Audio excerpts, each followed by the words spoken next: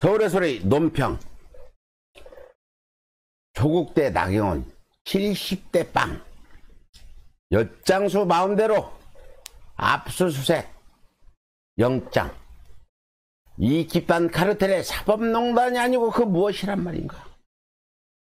1년이 넘도록 지지부진한 나경원의 자녀 입시 비력 의혹에 대한 검찰의 수사가 여당의 질책으로 이제 본격적으로 시작되나 했더니 아니나 다를까 그마저도 법원의 압수수색 영장 기각으로 인해 또다시 답보 상태에 이르자 결국 압수수색 영장 기각이 판사 카르텔에 의한 것이라는 주장까지 제기되면서 논란이 일고 있습니다.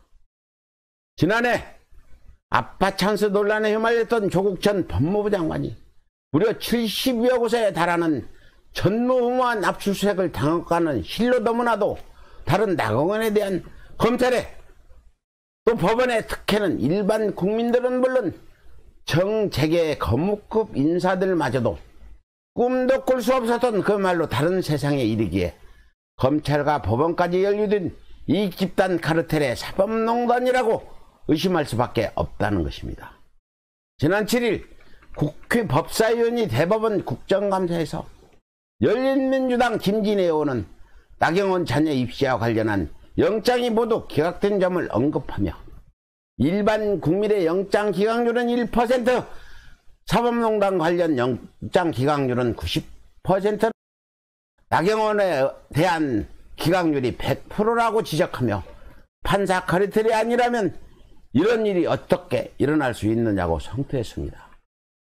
더군다나 나경원과 남편인 김재호가 모두 서울대 법대 82학번이면 물론 나경원이 판사 출신인데다 심지어 김재호는 서울고법 현직 부장판사에게 알게 모르게 수면 아래서 이 집단 카르텔이 움직이고 있는 거 아닌가 의혹을 품지 않을 수 없다는 것입니다.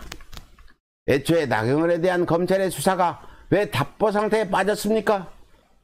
과거 나경원의 남편 김재호 판사가 윤석열 장모의 사건을 재판하면서 편의를 봐준 대가로 윤석열이 직권을 남용해 나경원 수사를 막았을 것이라는 의혹은 이제 동네 개들조차 읊조리고 다닐 정도로 전 국민이 다 아는 사실 아닙니까?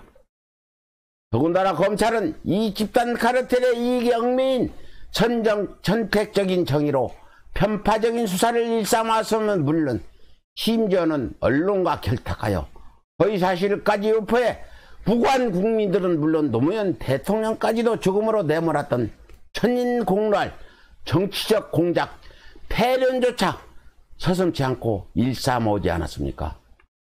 어디 이뿐입니까? 법원 또한 이 집단 카르텔의 손아귀에 돌아나 사이비 폭도 정광훈을 급사라는 터무니없는 사유로 적방한 것도 모자라 방역당국에서 금지한 집회까지 허가하는 바람에 코로나가 전국으로 확산해 전 국민들이 작금에 이르기까지 고통을 받고 있으면 물론 국가적으로도 수십조에 달하는 천문학적 손실까지 입혔으니 어찌 국민들이 판사 카르텔을 의심하지 않을 수 있냐 이 말입니다. 게다가 윤석열은 검찰총장이라는 자가 사사로이 나경원의 편의를 봐준 것도 모자라 중대범죄로 수사를 받고 있는 조선일보 방사원과 은밀하게 결탁해 검찰 수사를 조작하고 있으니 수완대학교가 TV조선에 연루돼 50억이라는 거금을 배임명하고서도 단 한 차례의 압수수색도 당하지 않고 요만만하게 배짱을 부리고 있는 것 아닙니까? 이렇듯 검찰은 검찰대로 법원은 법원대로 엿장수 마음대로 영장을 남발하거나 기각하고 있으니 그 어떤 국민들이 검찰의 수사를 믿고 법원의 재판을 순순히 따를 수 있단 말입니까? 이러고서도 어찌 대한민국을 민주주의 국가요 법치주의 국가라 말할 수 있단 말입니까? 이에 검찰과 법원에 강력히 경고합니다. 우리 대한민국 국민들이 어떤 국민들입니까? 일제강점기 36년 동안 죽음을 무릅쓰고 단 한시도 독립운동을 중단한 적이 없었으며 무려 반세기에 걸쳐 독재에 항해한 끝에 결국엔 전 세계에서 유일하게 자력으로 민주주의를 쟁취한 포기를 모르는 진념의 국민들입니다. 더 나아가서는 자율적인 국민 방역으로 전 세계 선진국 중 유일하게 코로나를 통제한 위대한 홍익 인간의 자손들이다 이 말입니다. 대한민국 국민들이 두 눈 부릅뜨고 지켜보고 있습니다. 잔악무도했던 일제강점기를 이겨내고 참혹했던 6.25도 극복해냈으며 심지어 잔혹한 군부 독재도 타도한 국민들이 검찰과 법원인들 그냥 바라보고만 있을 턱이 있겠습니까? 개혁당할 것인가? 스스로 개혁할 것인가?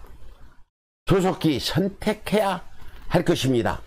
예, 이상 서울의 소리 논평을 마치겠습니다.